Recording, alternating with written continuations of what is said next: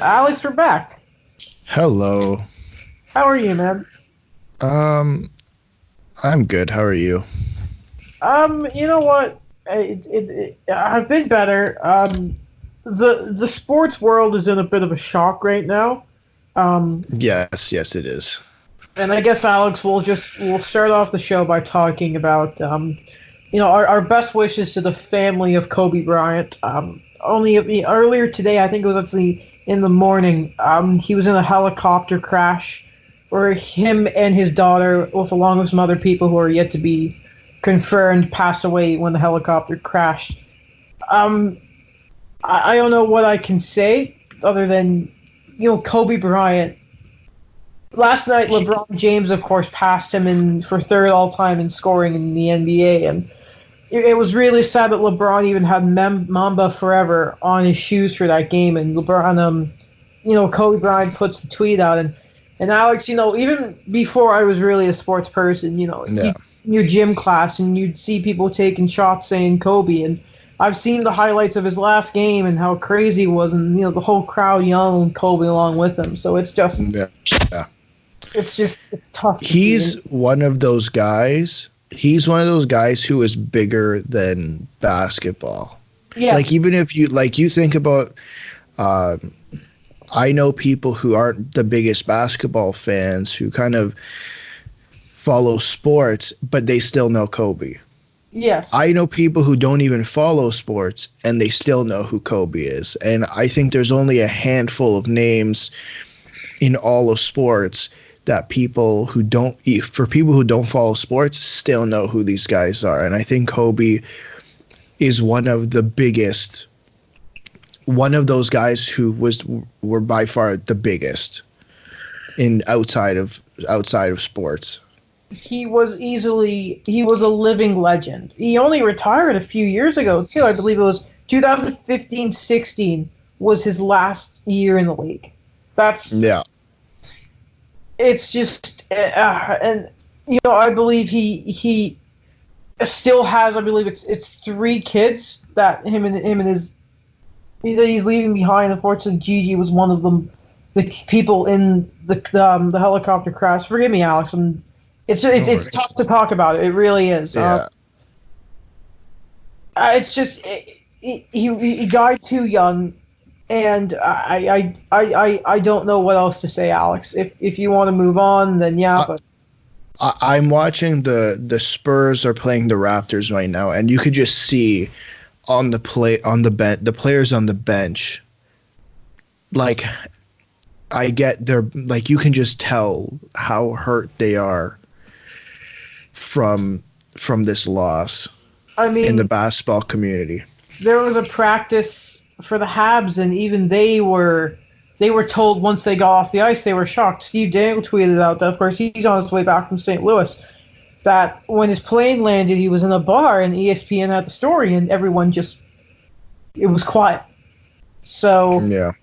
Again, our best wishes to Kobe's family, and today. It's just, we've lost one of not the best basketball players of all time. We've lost one of the best athletes ever. For sure. There's no way to transition off of this, except, Alex, we do have some other, of course we are a hockey podcast, but I think it's worth mentioning that Pascal Siakam of the Toronto Raptors, who's had such a great year since Kawhi Leonard left, he's really taken the spotlight in Toronto as much as you can from a player like Kawhi. He's named to the NBA All-Star Game.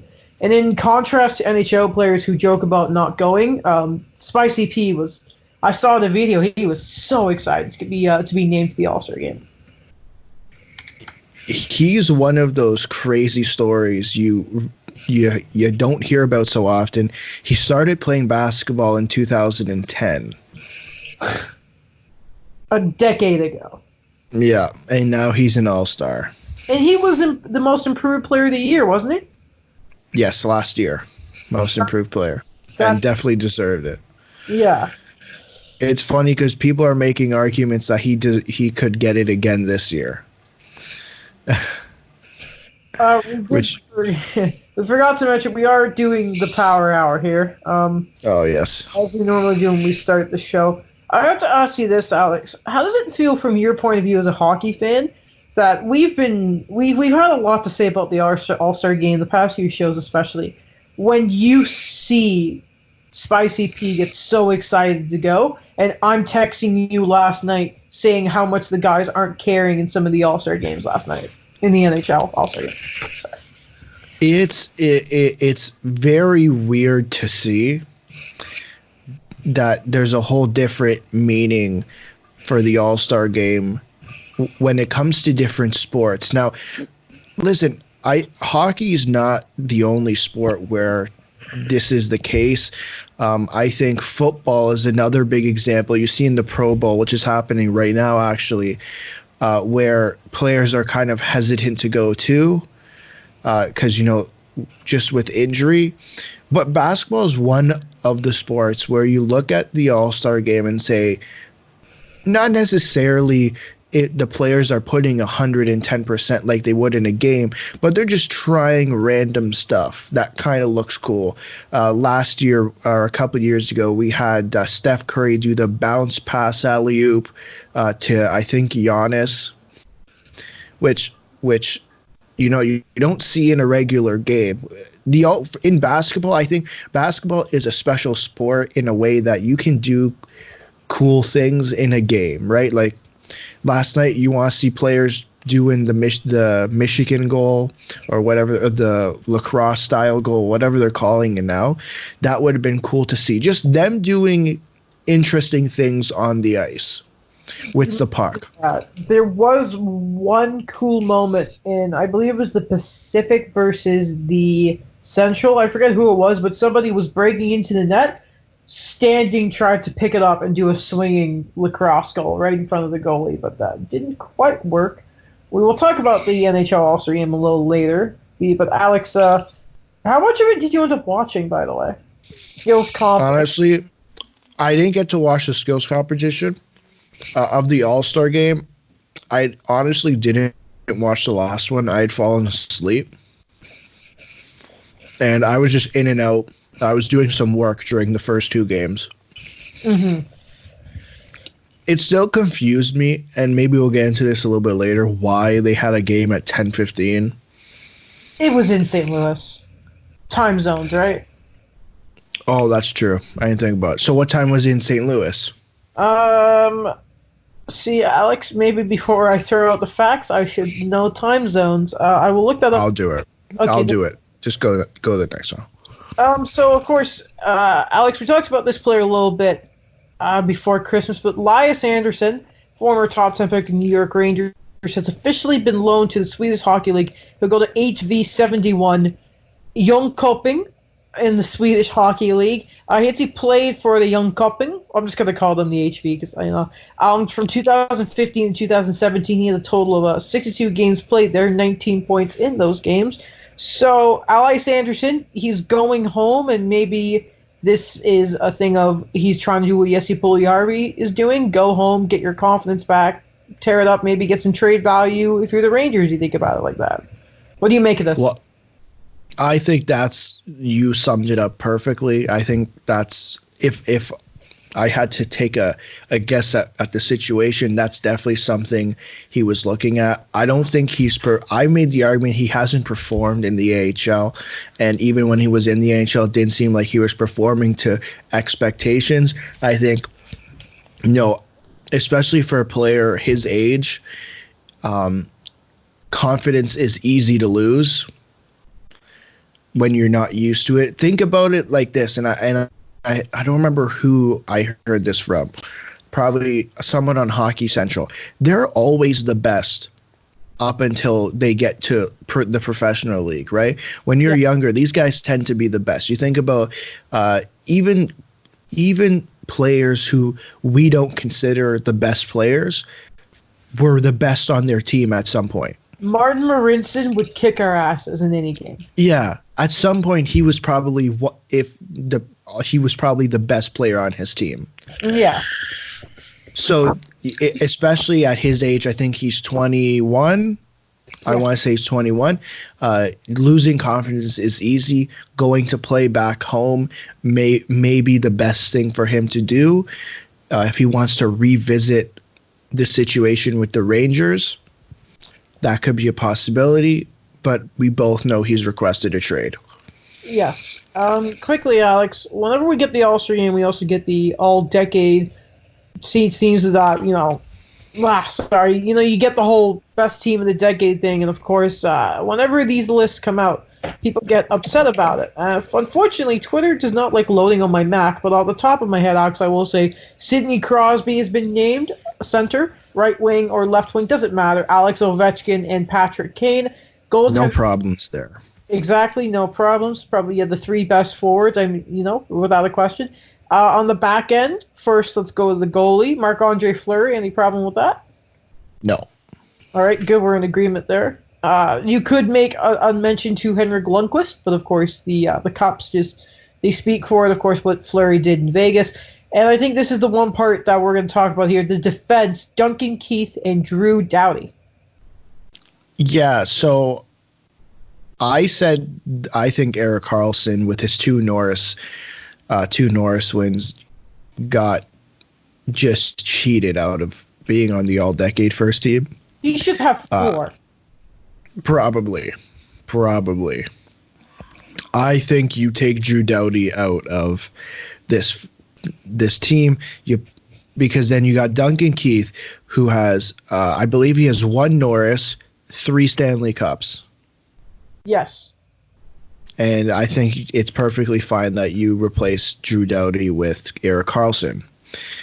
And I get it. And I think what people will argue is Drew Doughty, does he have a Norris? I'm pretty sure he does. Remember, yeah, he does, but it was clearly a year he did not. It was the Revenant, like Leonardo DiCaprio. It wasn't a year he should have won it, but he did. He does have a Norris Trophy under his belt. I wonder, he has 2 cups, and he has 2 cups?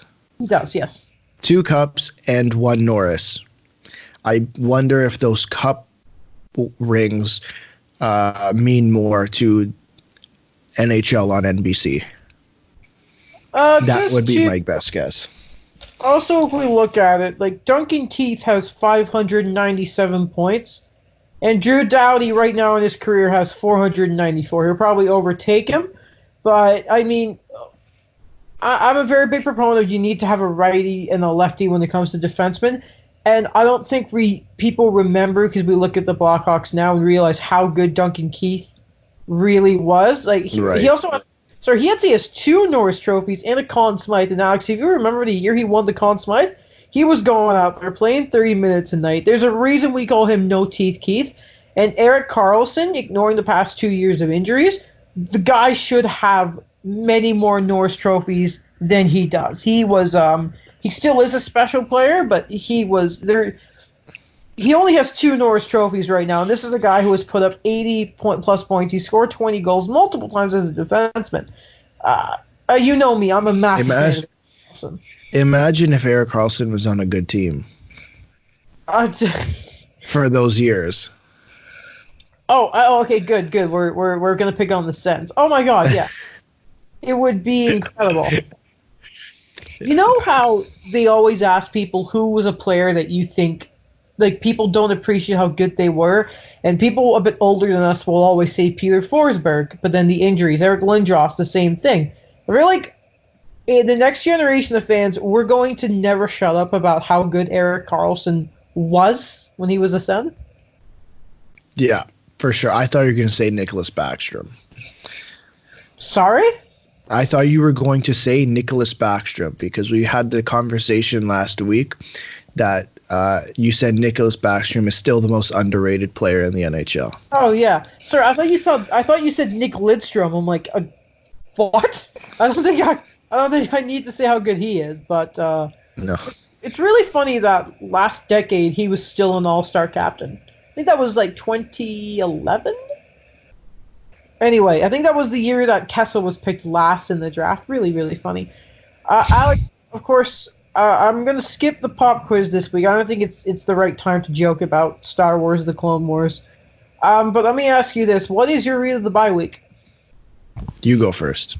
Mine is actually from Athletic. Oh, a surprise. As well as Hockey Central Noon co-host Justin Board. Board Notebook. What should Matthew Tkachuk do, and why the just get in playoff mentality is flawed? Sorry, I missed that. Say that again. Board Notebook. What should Matthew Tkachuk do, and why the just get in playoff mentality is flawed? No. I have, from The Athletic, Pierre LeBrun. Ugh. Where all 31 teams stand 1 month before the trade deadline. Can you send me that, because I would like to read that afterwards, and I don't want to forget. So while you're doing that, unfortunately, ladies and gentlemen, that's it for the Power Hour. We don't really have a lot going here.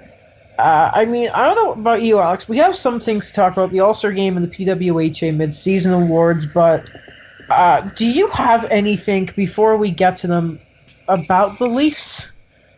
Just for a team? They just called up Tyler Gaudette. Sorry, I should put my phone on silent. Tyler Gaudette. Yes. He was a Leaf. Yeah, he was a Marley. He played in Nashville, I believe, the last couple of years. I don't think he's going to play, but I think they're just trying to, I don't know. You know how this organization is. Muzzin and Trevor Moore are back from the Marlies from their conditioning stint. Jake Muzzin is now a Toronto Marlies legend. Okay. Just because he played one game. Do you have any points? I don't think so. Oh my god. I don't think so. I don't even know how many minutes he played. Other than that, I don't have a whole lot on the Leafs. It's been quiet on that front. There's been a whole lot of trade rumors though. They've been talking about Matt Dumba. I've heard one about Josh Manson. Mm-hmm. That's pretty much it. That's a guy I've seen Leafs fans talk about for a while, is Josh Manson. Yeah, because we've needed a right-handed defenseman for quite a while. Mm-hmm. Well, brought up once again. Would we like to talk about some of the fallout from the All-Star Game? Sure. So, I did watch the skills competition up until... I didn't watch Shooting Star, because I could have cared less about it. And oh my goodness. I've watched everything else. So, Matt Barzal, by 0.3 seconds, won fastest skater. Chris Kreider... And apparently he's not the fastest guy on his team. Really? Who's saying that? Yeah. Nick Leddy? Matthew Barzal. Yeah, Matthew Barzal came out and was like, I'm not even the fastest guy on my team. I think I've heard him talk about Nick Leddy before. I think it was probably during the NHL media car wash over the summer. He was on 3 spots when he said it. When it came to accuracy shooting, oh my god. Okay, so I've just taken off my glasses, by the way, because I'm trying to start wearing my glasses again. Now you look like Adam. Put your glasses on, you look like Kyle Dubas. Oh well, Alex. When we look at players for our program, we look at the numbers, we look at how they fit into our culture, Alex. You see, thank you for your question, Alex. Next question. Anyway, what was I? Yes. So, Alex, I understand if you want to have this fancy technology and that, but what's wrong with just having a hard target to just? There's nothing more satisfying than just smashing a target. But no, that was straight stupid. Stupid LED screen. Absolute a joke. And who won? Jacob Slavin.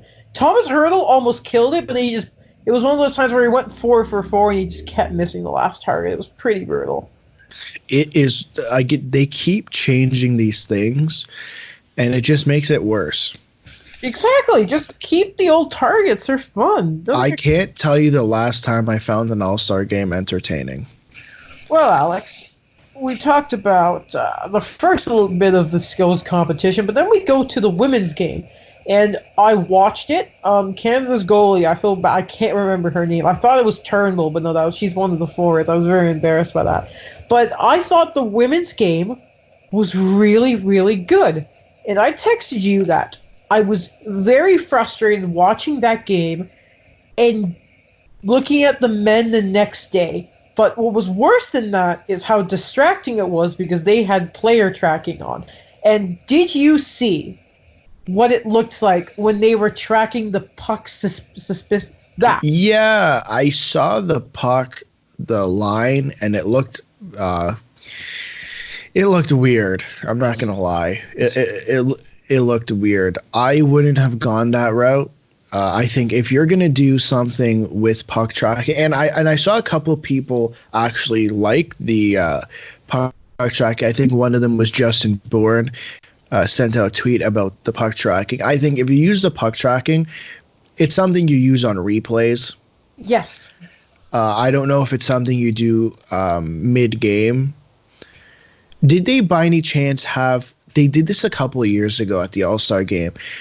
During the warm-up, they had the cursor over each guy. Did they do that too? They did it.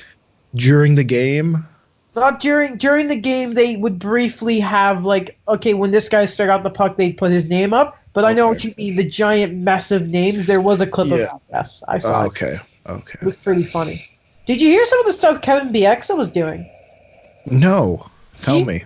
No, he was just really funny. Like during the warm up of the games on the second day of the weekend, he was going around talking to the guys with David Perron, joking around with them. What was really funny was Quentin Hughes scored a goal, and Gretzky was mic'd up, and he's like, "That young lad's a defenseman." What? Sorry, it cut out there for a second. Oh, just Quentin Hughes was impressing the great one. Gretzky was. Yeah, what did he say? He's like, "That young lad's a defenseman." Oh my God. Gretzky's old now. It's really funny when they brought him out, and it's like an honorary captain, Wayne Gretzky. Like half the younger players, like Alex Gretzky's number was retired the month after I was born. Well, a lot of those guys never got to see him play. It's really weird. Speaking of Wayne Gretzky, did you know today was his birthday? Yeah. Or today is his birthday? Happy birthday to the great one. Can I just throw you a stat? I saved it on my Instagram. Sure. Okay. Who doesn't love the great one? So, did you know Wayne Gretzky is the only player in NHL history to score 200 points in a single season? Not surprised. Did you know that? Yeah, he's better than us. Pardon? He's better than us. Do you know how many times he scored 200 points? Twice. 4 times. Well, you're kidding me. He had 212 points in 81-82, 205 points in 83-84, 208 points in 84-85, and 215 points in 85-86. And in that first year, he had 92 goals. I hate him so much. 92 goals in 1 year. He's not fair. Like, what's this? 1, 2, 3, 4, 5, 6, more than 10 seasons of 100+ assists. It's taking a guy we're considering the best goal scorer of all time to have a chance to catch his goal total. There's still another 1,900 assists that you have to talk about. Nearly 2,000 assists! Assists! Oh my God. How many players have 2,000 points? I'm going to look at all-time point scorers in the NHL. This guy, if you take away his goals, where is he? So let's say, if you take away Gretzky's goals, it's 1963. If you take away all his goals, he's still first in points. He's like 60 points ahead of Yager. Wait, what?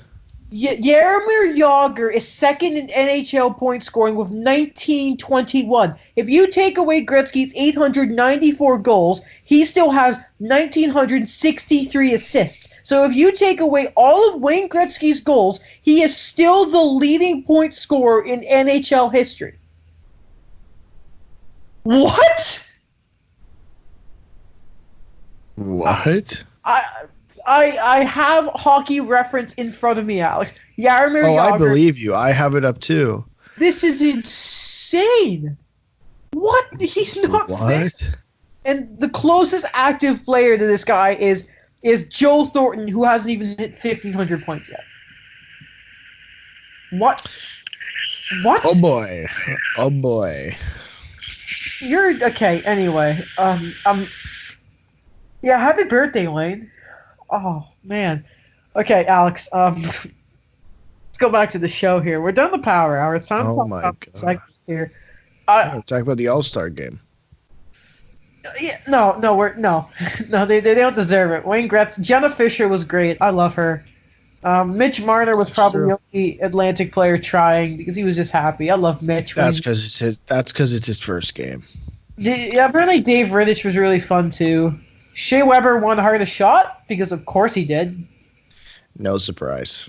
Al McInnes broke 100, even though that was impressive. People are doubting it, but that was impressive. Yeah, people were getting mad because Mitch Marner apparently got screwed out of this All-Star competition, even though I don't think he cares.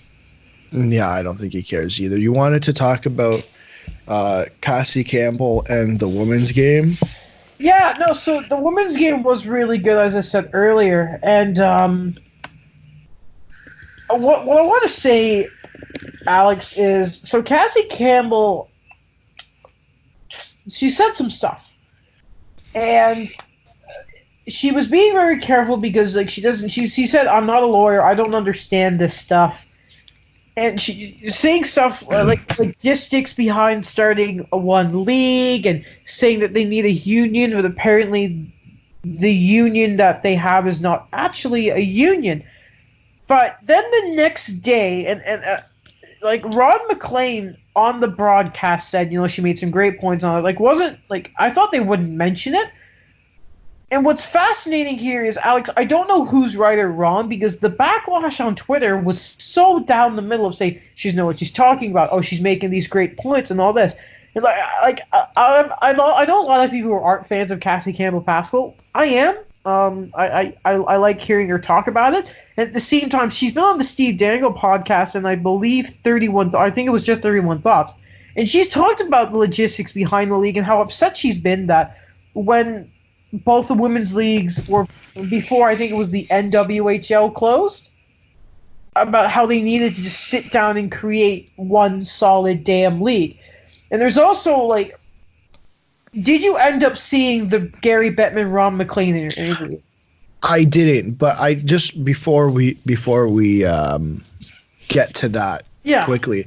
Listen, I sent you a text. I didn't understand what she was getting at. Maybe we had this discussion that women's hockey is a very particular subject. It's a touchy subject for some.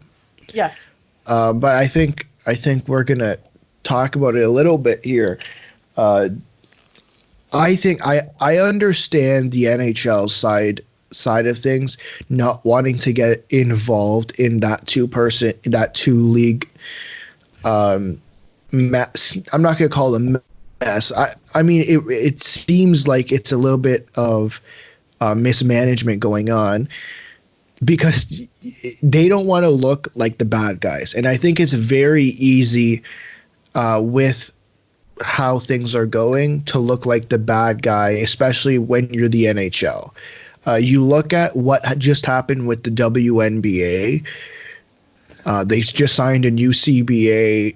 They have all these they have all these added benefits that they didn't have in the last CBA. They're getting paid more. You see, they've worked so hard. I think they're 25 years. They've been open, the WNBA. They've been working to this. Whereas with women's hockey, it feels like it's just been really stuck because there's these two leagues. I think once something comes about, I think I believe Jeff Merrick always likes to point this out, is that there's probably a paper in a drawer somewhere with a league already made. Gary Bettman just has to sign it. He just doesn't want to get involved when it's a two league system right now, because they don't want to look like the bad guy who destroys another league. Yeah.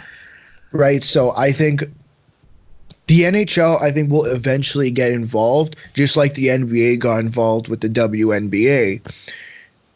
But they need to sit. You're right. They need to sit down and deal with it before we can all move forward here. See, I'm trying to find. I should have made this. I should have said this, Alex. So Ron McLean asked Gary. See, there's this thing called an ambush interview, ladies and gentlemen, that me and Alex have learned about in school. And the way I looked at this interview with Ron McLean and Gary Bettman is it became very much Ron McLean ambushing Gary. And Ron does this a lot, and I love it so much. And I'm trying. Trust me, I've been trying to find this, but I can't. And Ron asked Gary about it. And normally Gary Bettman's very good at answering it, but not giving you anything because he's a lawyer. But Gary very, very quickly, very aggressively shut the whole thing down. Mm-hmm. Very interesting to me. That I was going nuts watching. I'm annoyed that I can't find it right now, but like Ron and Gary are just it's incredible, and it's very funny to me. But it's not surprising that Gary was so against saying anything at all. Normally, remember when he was on 31 Thoughts and Elliott tried to bring it to the playoff format, and Gary just laughed it off and said, "But there's been no proposition." But in this, he wasn't even entertaining it. Bettman has that damn smile about him. He did not have that smile with Ron McLean. I just don't think they're ready to get involved yet. No. And they've been very vocal about that, right? We've heard Gary Bettman's come out multiple times and reiterated the point that they don't want to get involved in a two-league system right now. Which is smart. For the NHL. It doesn't help women's hockey at all. I think if they get involved now, I think there's definitely good that can come out of it. It's just I don't think they want to. It might get. I think the NHL is coming from it might get them a bad rep. Considering the other things, they might already have a bad rep. So I don't think they want to make things worse. But listen, I've heard so many. I didn't get to watch the game, but I've heard so many good things about that game in particular. I've also heard such good things. I mean, Brian Burke talks about it all the time when he's on Hockey Central at noon, how good the women's game is right now. Yeah, it is. And I really think something needs to happen. I don't know what that is. I'm not entirely sure what the next step is for the league, for both leagues, the union and the NHL, but they should get moving. I guess. It feels to me, Alex, that I think this summer, this is pure speculation, that I feel like over the summer there's going to be something, and it's going to be something big. I hope so. I think it's a good sign. You know what's a good sign is that the women are involved in the All-Star game. The fact that they got invited back for a second year in a bigger role, in a bigger capacity. Done more. They didn't do any skills competition, which I wasn't okay with. No, but I think the fact that you give them listen, what would you rather see? Them being involved in the skills competition or giving them an actual 3-on-3 game? For me, I'd rather see them play a 3-on-3 game because I haven't been able to see them that much playing in an actual game. That's fair. But I think next year I think the league needs to do even more. I want to see them go at it, all right?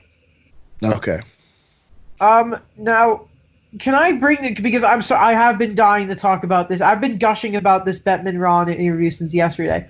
Yeah. There was also some talk about the Olympics, and you've seen this because in Gary Bettman's media availability, he actually brought up. He joked about Renee Fassel, who's head of the IIHF, and about this deadline that they gave the league last year, and Ron asked about it, and this is when Bettman brought his patented smile out and joked about, well Renee brought out a deadline. Here we are in January the year after, and there's still nothing to it. And the last thing I want to bring up from this interview, you know what Ron's last question was? Tell me. He's like, so are the officials told to do anything differently in the playoffs? Oh, that's a good question. Yeah. Because I'd argue yes. And Gary's like, well, they're not told to do anything differently, but the players change the way they play. It was great. What the hell does that even mean? Oh, it's exactly. He answered it, and it was at the end. He the knew. Worst answer I've ever heard. Listen, I love Gary Bettman, but I hate his answers. Oh, he's the worst. One of the things he said, like when Ron tried to bring up the women, he's like, not enough time. No, we're not going to do it. Just flat out was like, no. And, you know, that's the thing with Bettman. He knows how much time you give him, and he stretches it out. That's all I really have to say about the All-Star game. Do you want to talk about the Olympics? I mean, what's there to say? I mean... Well, I think we've had discussions. I'm not sure if we've had them on the podcast, but I think there's no real benefit for the NHL in going. You know, if a player gets injured, that's a whole set of issues for that specific team. I think obviously the players really want to go. Obviously, depends on the market. I think China would be a really good market to get the NHL into because, you know, that's kind of their next move. Branding wise, something Bettman actually said yesterday was because they have to shut down for those 3 weeks, right? And there was something like they couldn't even advertise that their players are going to the Olympics, which is very. Why is that? Well, it's really funny because, you know, Alex, you can't. They don't have the rights for any of the Olympic footage because, like, think about it. When was the last time you saw the NHL put any sort of thing about the golden goal? And they've mentioned this before at Hockey Central at noon. So, I mean, I'm kind of siding with the league on this one. Oh, I'm not. I don't want to take sides here because it's. I understand why the players want to go. You talk about playing for your country, and I'm sorry, the World Cup of Hockey is not the same as going to play in the Olympics. Absolutely not. Right, but at the same time, I understand from the NHL from a business perspective because you know you can't advertise, you're not really gaining much except the exposure of the NHL in that country. And in this case, it's China, right? You know, they were there. Was it Sochi? What, the last Olympics they went to? I believe Sochi, yes. And then what's the one they just missed? So 2018, I guess. Was that South Korea? South Korea. Yes. So it's not necessarily a market they're looking to get into, but China is the biggest market they're trying to get into right now. And to not send your players, and I just say you can't advertise, you don't have the broadcast rights, whatever, but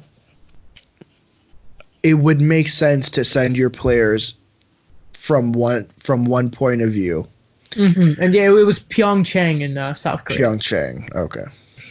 And then it's in Beijing, and then in 2026, Italy.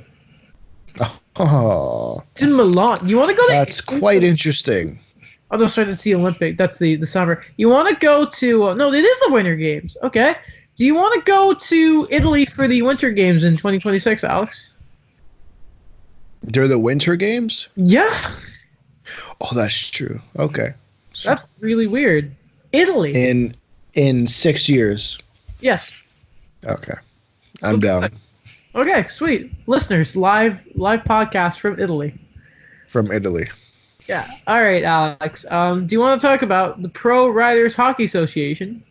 Yeah, so I haven't actually looked at it because I was hoping we could play that guessing game that we'd love to do. Mm.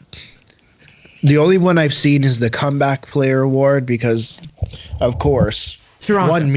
one media outlet in the city argued that Nylander shouldn't have got it. And the host of that segment is an Oilers reporter who likes to joke about Ryan Rishaug. The same guy made a stupid joke about mental health with goalies the day after Bill Let's Talk. Oh, my God. You may have to censor that, Alex. Not a fan of Ryan Rishaug.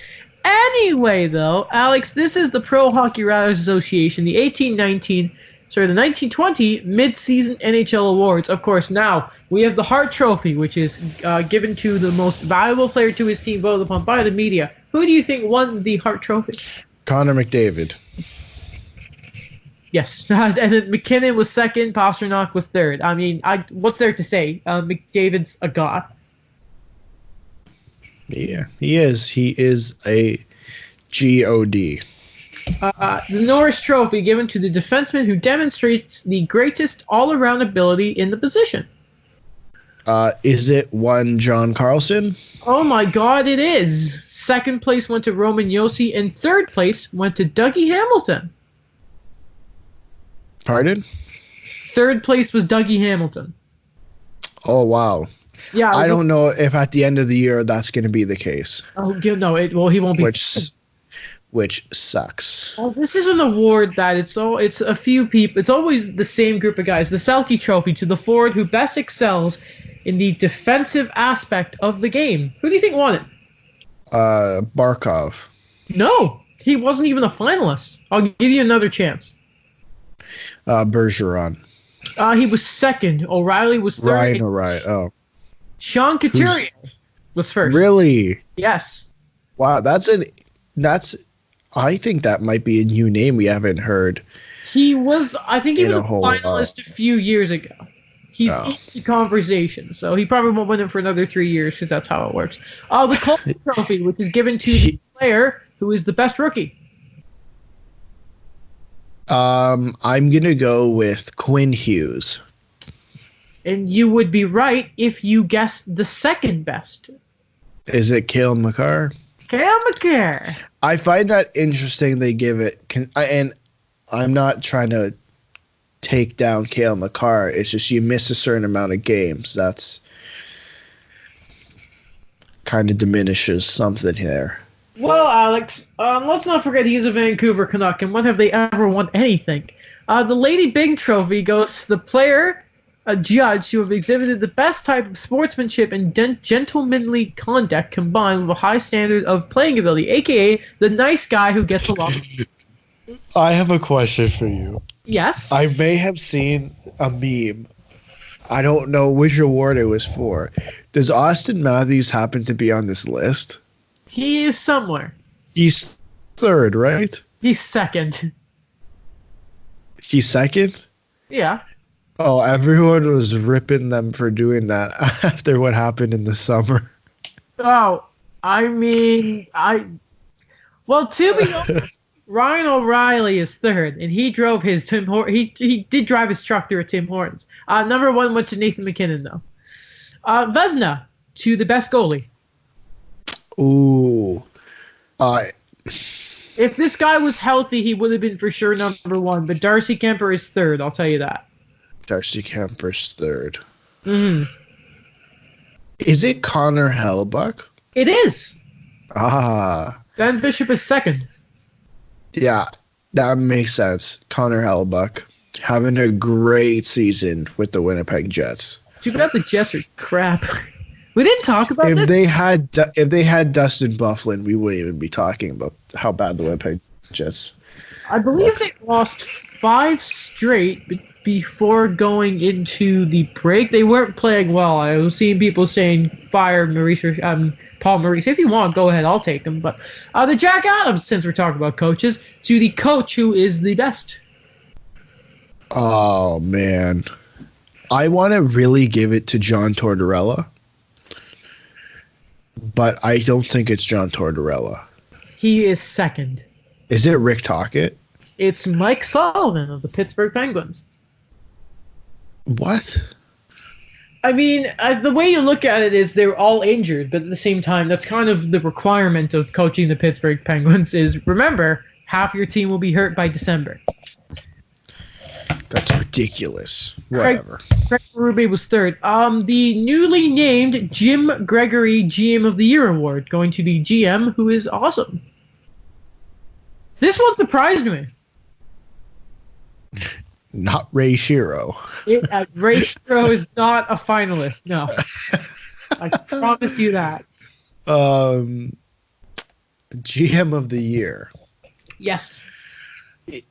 Is it Joe Sakic? It is. Yeah, makes sense. You bring in Kadri, you have a Bone. You get Bone Byram and Alex Newhook. Just makes sense. It surprised me because it actually makes sense. Yeah. Second, that doesn't happen a whole lot. It doesn't. Second was John Shaken. Third was Doug Armstrong of the Blues. The Rod Langway Award given to the defenseman who best excels in the defensive aspect of the game. This pisses me off. This one, that somebody's not on this list, but it's Victor. Is it Victor Hedman? No, Victor Hedman is second. He should be there, but he's second. He's not number one? Victor Hedman is not number one on this list. I have no idea. Number 3 was Roman Josi.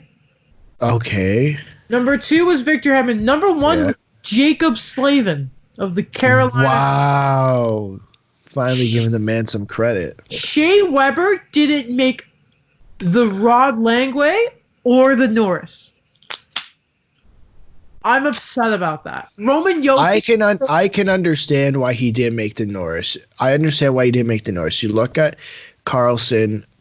Who was in second? It was Carlson. Give me a moment. Josi. Josi came in second on the Norris? Yes. You know what? That makes sense considering he's leading the Nashville Predators. Yes, but that makes sense. Defensively, Josi over Shea Weber? Hedman this season, though. Like the Weber first 40, 50 games. I don't know, man. Victor Hedman should be number 1 on this. I can't say how much I like Victor Hedman, but yes, he should be. And of course, comeback player of the year to the player who returned to a previously high level of performance. Number 3 was Max Pacioretty. This is actually very, very good for Max. He's on pace to have a great year. Anthony Duclair. Well, he was never really at a high performance. He had 1 year, but can you read the definition again? Of course, comeback player of the year award to the player who returned to a previous high level of performance that was interrupted by subpar play, long-term injury, or major illness. Oh, okay. So all 3 of those guys, I think you could say was subpar play. Subpar play. Duclair, of course, All-Star, you love it. Max Pacioretty, of course, he had 2 kind of funky years, but now he's back. And number 1, William Nylander. But Alex, I do have to ask you because TSN had Ryan Rishaug ask Jamie McLennan and somebody else who I cannot remember at this time that this ballot was actually getting out before we knew about Connor McDavid and his injuries. And the day it came out, the votes were due. So let me ask you, do you think Connor McDavid deserves to win this award based on what we know now? No. Does he deserve to be a finalist? Sure. All right, so why doesn't he? Explain that to me. Because he's Connor McDavid. He's probably still not. I wouldn't even be surprised if he's still not 100%. Oh, no, for sure. I cannot imagine that man's knee is perfect. I refuse to believe it. He also missed. How many games did he miss last year? He got hurt in the last game of the season, but I'll let you. Okay, so he entire season now though. So he missed 0 games. Well, as a result of the injury in question. He missed 0 games. Yes, because he's on pace. I don't think he's missed any this season, but last year he only missed 4 games. But yes, none of them had to do with the injury that they are saying should put him in consideration. So he didn't return to anything because he never missed anything. Apparently. Nylander missed 2 months with negotiations and played like garbage for the rest of the year. Well, let me ask you this then. Yeah, by the way, Connor McDavid has not missed a game in this NHL season also. Then let me ask you this, Alex. What about, and this is me playing devil's advocate, I'm not going to say who I think should have won this award, because honestly, I'm a big Match Pacioretty fan. And he's quietly playing the best hockey of his career. But I'll ask you this, Alex. What about people who would say, well, it's Nylander's own fault for holding out? What? Well, because you could make the argument. Okay, well, it's not even the fact that he missed. Okay, it's not the fact that he missed 2 games. One of the requirements is returning to high performance, which he was quite high performing the year before, after subpar play. He played like garbage from December till April. That's subpar play. And then he came back and has. If I told you he had like 43 points in, I think, 49 games played, would you believe me? I would. I mean, I don't even think I'd believe myself. If you told me this last year. If I told you this right now, he had 43 points in 49 games. Because I live in Toronto and I hear about it, I would believe it, yeah. I wouldn't even believe it. Really? Yeah, that seems like very good. Like, I know Nylander is a very good player, but I looked at his stats yesterday and it was kind of unexpected. William Nylander, by the way, yes, 22 goals, 21 assists. He's reached his career high in goals already. Jesus. He's on pace for like 36 goals. And as James Myrtle likes to say, I think he can do it. I don't think he can do it. So you tell me who should win Comeback Player of the Year. Well, I'm a big Pacioretty fan. That's just my opinion, though. That's fine. I mean, like, smashing, and with Nylander, it's more than just last year. I mean, How is it more than just last year?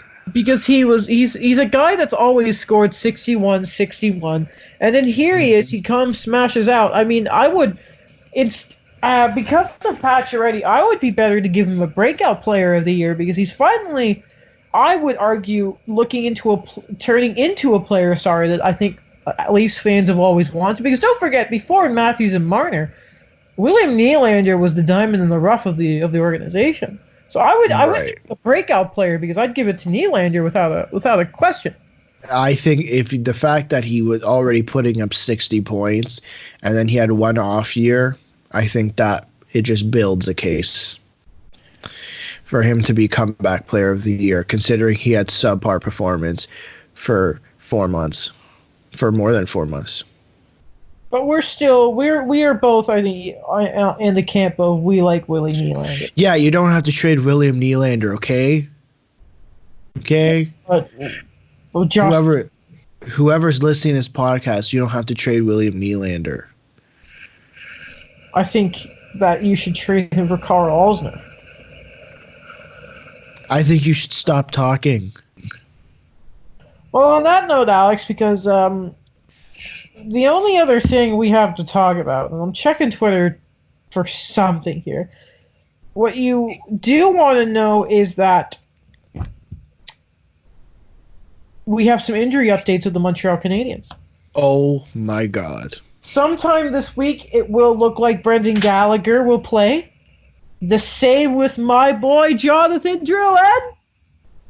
He's back. They will not play against the Capitals tomorrow. The Capitals, who will not have Alexander Ovechkin playing tomorrow because he will be serving his suspension, thank the Lord. Oh, did you want to talk about that? Because I know you were really angry. And You Paul, want to talk about the suspension? give me 1 minute. Let me finish talking about the Montreal Canadiens, Mr. Toronto's center of the damn universe. But Paul Byron, it seems to be, will be out for a little longer. He's not away, but Jonathan Drouin was skating with Gallagher and that today.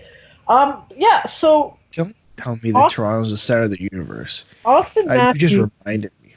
So Austin Matthews has been good enough to be the second in the league when it comes to goals. You know, with flicking, wristing, all this type of stuff. But it just so happens around the All-Star game, he is day-to-day. They announced 2 days before the skills competition that he is day-to-day with a wrist injury that has been bugging him, but not to a point where he's missed any real games, no. But he would not take part in any of the All-Star festivities. But they still have him front and center, you know, when they did the player announcements and at the intermission with Sportsnet and all that. No, we had plenty of room for him there. Oh, and let's keep coming back to him in the dressing room where he's playing with a water bottle with the sling on. Oh, I'm going to play with this. Look at me, I'm Austin Matthews. But he won't miss a game because he did his media availabilities. And I think Crosby did the same thing a few years ago. But all I'm saying is that it was a bit funny to me that the guy's playing with a water bottle with this injured hand, but he will most likely play tomorrow when the Leafs take on the Nashville Predators. That's all I wanted to say. Sorry, what? All right. Well, Alex. I have something from Chris Johnson. Okay, great. It looks like Rasmus Sandin will remain in the Leafs lineup, even with Jake Muzzin returning. He was playing practice today with Cody Ceci. Muzzin comes back in tomorrow. Will play with, or at practice he was playing with Justin Hall. I assume he starts with Justin Hall tomorrow. Dermott and Barry, Sandin, Ceci, and Martin Marincin is your 7th defenseman again. But Rasmus Sandin is set to play his 10th NHL game, which means his contract, entry-level contract, kicks in this year. I sense a trade coming. I'm just saying. Good. I find it hard to believe you start his contract and don't play him out the rest of the year. Oh, for sure. It'd be a little weird. Well, Alex. To be honest. I'm not seeing anything else. I do see this really funny video of a rabbit. Hold on, because we're on Skype, Alex. Look at this. That was a very cute rabbit. It's a bunny in a bed. Very cute. But Alex, I think that's going to be it for today. I mean, there's not a lot to talk about. When we record on Wednesday, hopefully Daniel will be there. Probably not. But Alex, if the listeners enjoyed this little episode here, what I think they should do is, I think they should like on the YouTube if they're watching it, subscribe, and wherever you're listening to this podcast, whether it be Spotify or if it's iTunes or the podcast app as it is now, what you should do is, if there's a way to leave a rating or a review, you should do that, because why wouldn't you? We want to hear from you. We want you guys to reach out and tell us what you love about the show, what you think should happen with the Leafs. Should they trade for Carl Olsen? Of course they should. They need toughness. And, of course, be sure to follow me and Alex on social media. What you should do also is check out my YouTube channel, because I have a new video being uploaded later tonight. Just have to edit it. Talk about the Haps. So, Alex, is there anything else you would like to say? No, sir. All right, ladies and gentlemen, we will see you in the next one.